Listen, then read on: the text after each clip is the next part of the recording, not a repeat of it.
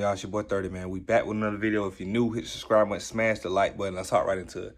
Yesterday, we went 4-2. We gave out six. It was only baseball yesterday. 6 baseball plays, 4 out the 6 cash. I can't be mad. We made a lot of profit, double our money, right? So the other bets cash, but the ladder challenge, I'm going to show the screenshot. It's still paused for whatever reason, but that guy did not get a run, and what's name didn't get a double. So that cashed.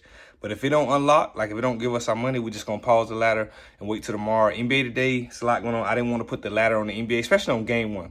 Game 2, I feel a little bit more confident after seeing the read and seeing how everything played out in game 1. But I still got 4 straight bets today and then 2 little simple 2-legs I think y'all going to love, man. So I got some, I mixed in, it's game 1, Thunder and Timberwolves. Some people say Timberwolves had that long break. They're going to come off rusty. Some people say Thunder just played 2 days ago. They're going to come out exhausted. But Thunder, I think the average team age is like 25, 26. They're super young. Like Shay said, they all play video games. Tight-knit group, they're young. They're not worried about playing a game 2 days later after playing a game 7. They just want to win and make it to the finals. But I got 4 straight bets. I got some WNBA, and I got 2 2-minutes I think y'all going to love, man. So let's hop right into them.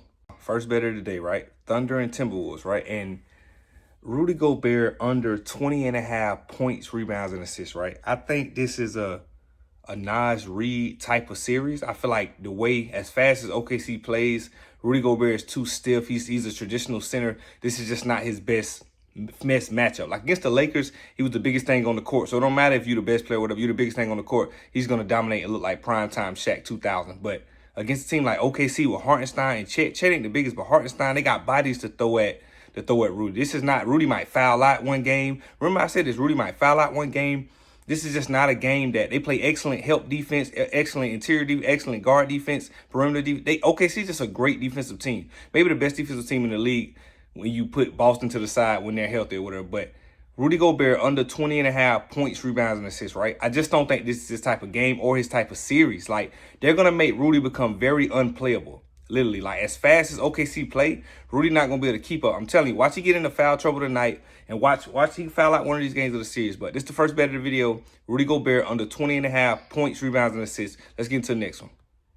Second pick. This is how y'all know I'm so serious about Rudy. We doubling down again, right?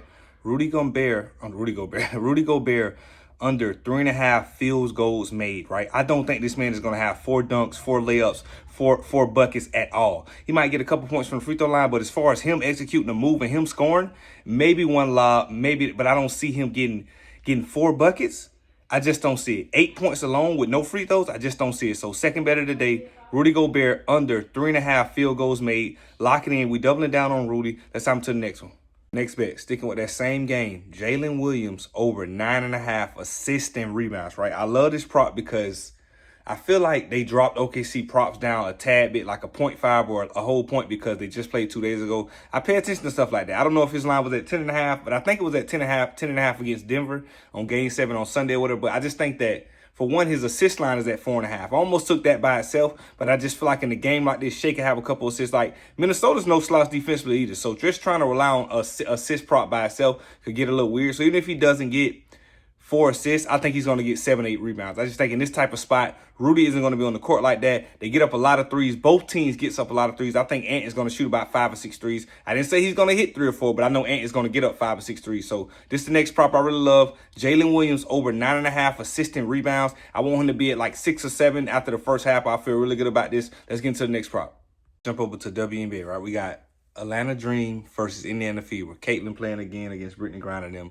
Natasha Howard under 14.5 points, right? Now, she averages over 15, right? And I understand that. I know all the numbers, but in this particular matchup, I told y'all, averages don't always mean anything, but it's all about who they're playing. Like, if they played the Atlanta Dream 60 straight times, how many times would she get over 14 points? That's kind of where my mindset is at. And I just think that more times than not, in this particular game plan defensive scheme, the way they play with Brittany Griner, that she would not score over 14 points more times than that she wouldn't. So I'm taking Natasha Howard under 14.5 points alone. So I could have looked. I don't know if they did. I don't think they offered PRA when I looked at it, but I would have took a PRA if they had it, but I don't think they do that for WNBA. But I love this spot. She's a great player. She can hoop. She can score. And I think last time they played, she might have had like 24. But I just don't think that in this game today, she's going to have a great game like that. The way Caitlin's playing, you understand, Caitlin is a high usage rate. So as great as she is, she's going to help Indiana win more games. Those other players' usage rate is going down. So if Natasha was getting let's just say 10 shots before Caitlin got there, she's going to drop down to 6 or 7 shots, maybe even 5, because Caitlin demands so much attention.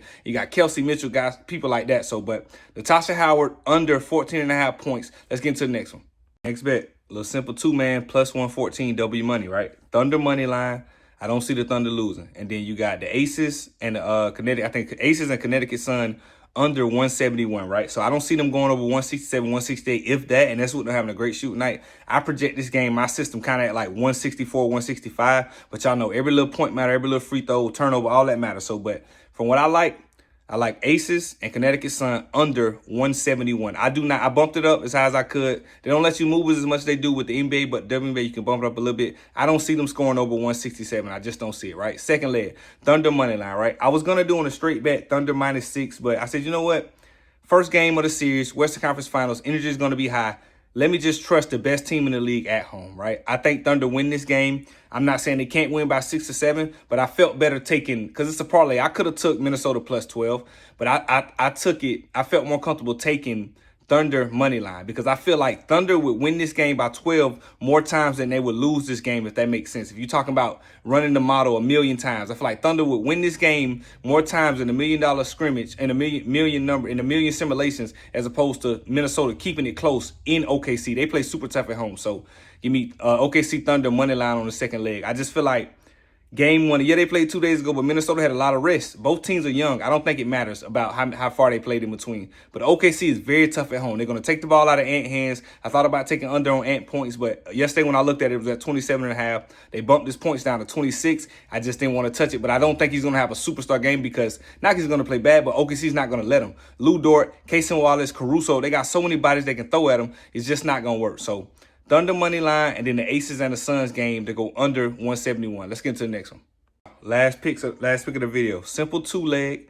We got Indiana Fever money line, right? WNBA, they going to beat what's name? Indiana Fever money line, right? They're at home. They're finna go up 2-0 to start the season. Indiana Fever money line. And then second leg, Dante DiVincenzo under 3 threes, right? Like I said before, I think this is a Nas Reed type of series. As far as guard play, I'm never going to take a guard against OKC to go over in any type of situation. Unless, let's just say, unless, God forbid, somebody get hurt on Minnesota, Julius Randle get hurt, then I might look into taking Ant over on his points, because he has to force it. But in terms of a Game 1 situation, Ant isn't going to be shooting over 3 people in the Game 1 situation. It's a fill-out game. He can't exert all his energy. Yeah, he's 25, but he can't exert all his energy. I'm pretty sure his coaches and his mentors are telling him that in the locker room, right? So Dante DiVincenzo is a guard.